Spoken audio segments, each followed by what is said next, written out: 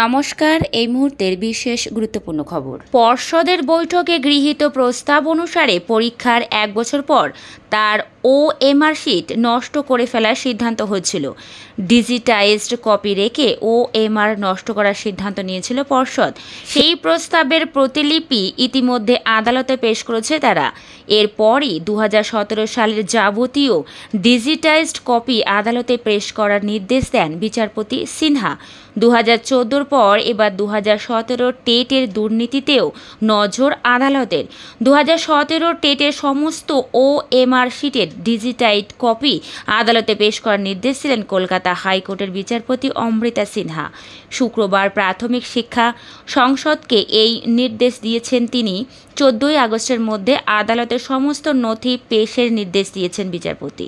গত 16 জুলাই এক নির্দেশে 2014 টেটের ভিত্তিতে 2016 সালে হওয়া প্রাথমিকের নিয়োগ প্রক্রিয়ার প্যানেল প্রকাশের নির্দেশ দিয়েছিলেন বিচারপতি অমৃতা সিনহা।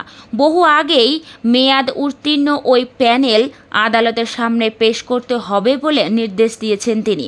এবার 2017 সালের টেটেরও ওএমআর শিটের ডিজিটাইজড কপি আদালতে পেশের নির্দেশ দিলেন তিনি। টিনা মুখোপাধ্যায় নামে এক প্রার্থীর করা আবেদনে এই নির্দেশ দিয়েছেন আদালত। মামলাকারীর দাবি 2017 সালের টেটে অকৃতকার্য হন তিনি। এরপর ওএমআর শিট দেখতে চাইলে তাকে আসল ওএমআর শিটের বদলে ওএমআর শিটের একটি ফটোকপি দেখানো হয়। মামলাকারীর দাবি ওই ওএমআর শিট তার নয়। এই মামলার শুনানিতে প্রাথমিক শিক্ষা সংসদ জানায়, পর্ষদের বৈঠকে গৃহীত প্রস্তাব অনুসারে পরীক্ষার 1 বছর পর তার ওএমআর শিট নষ্ট করে ফেলার সিদ্ধান্ত হয়েছিল।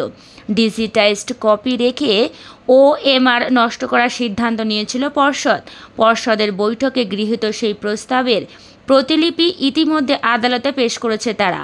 এরপরই 2017 সালের যাবতীয় ডিজিটাইজড কপি আদালতে পেশ করার নির্দেশ দেন বিচারপতি সিনহা। 14 আগস্টের মধ্যে তা আদালতে পেশ করতে হবে। ওই দিন মামলার পরবর্তী শুনানি।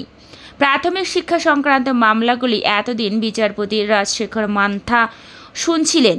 গত সোমবার থেকে মামলাগুলির শুনানির দায়িত্ব বর্তেছে বিচারপতি সিনহার উপর।